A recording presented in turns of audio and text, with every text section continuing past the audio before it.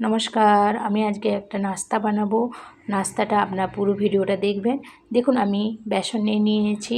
বেসনটাকে খুব সুন্দরভাবে কিন্তু ফাটিয়ে নিচ্ছি।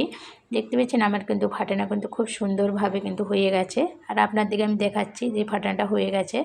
এর মধ্যে কিন্তু আমি 1 চামচ হলুদ দিয়ে দিলাম, দিয়ে কিন্তু কালারটা আনার জন্যে।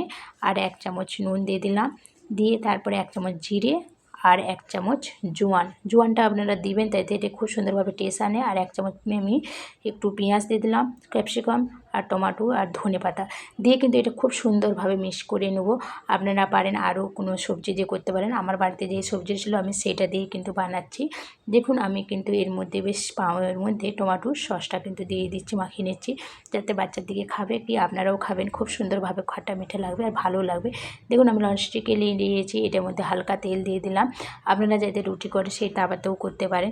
দেখুন এবার কিন্তু আমি বেসনের সেই ব্যাটারটা কিন্তু যেটা করেছিলাম আমি কিন্তু এটা তার উপর দিয়ে দিচ্ছি। এরপর আবার এই যে একটা পাও আছে, এটা কিন্তু আমি দেবো না, ওইটা কিন্তু হালকা বেসনে এটা মাখিয়ে নিচ্ছি আমি। দেখুন এটা কিন্তু আমার মাখানা কিন্তু খুব সুন্দরভাবে হয়ে গেছে। এবার কিন্তু আমি তাওয়াটায় বসাবো। এটা আপনারা খুব সুন্দরভাবে কিন্তু ভেজে নেবেন। দেখুন কম তেল লাগবে এর মধ্যে, বেশি তেলের নয়।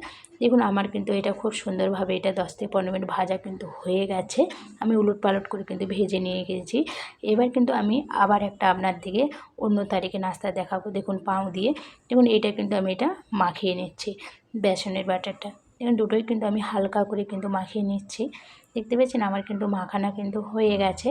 এবার কিন্তু আমি যেটা করব, বেশ এটাও কিন্তু উলট পালট করে খুব সুন্দরভাবে হালকা তেল দিয়ে কিন্তু ভাজবো। দেখতে পাচ্ছেন আমার কিন্তু হালকা বেশ তেল দিয়ে কিন্তু ভাজা হয়ে গেছে। এবার আমি যেটা করব হচ্ছে টমেটোর সসটা দিয়ে দেবো এবার কিন্তু এর উপরে।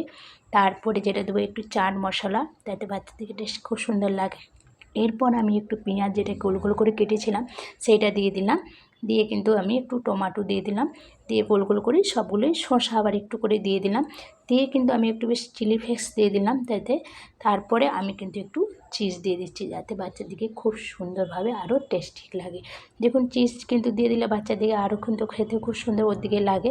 দেখুন আমি কিন্তু চিজ দেওয়ার পর একটু চাট মশলা আবার একটু আমি চিলি ফ্লেক্স দিয়ে কিন্তু এই পাউটা আমি এবার দিয়ে একসাথে বেশ ভালো করে ভাজবো।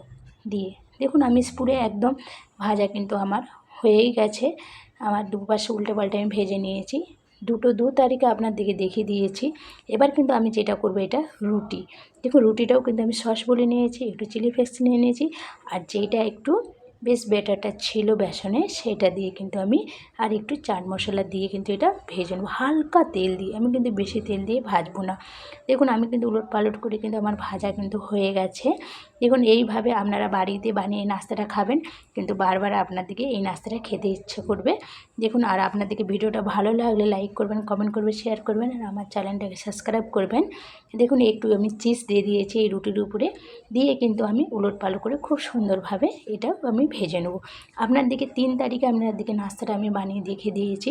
আপনারা বাচ্চারা স্কুলে যাবে এইভাবে বাড়িতে বানিয়ে খান, ভালোই লাগবে।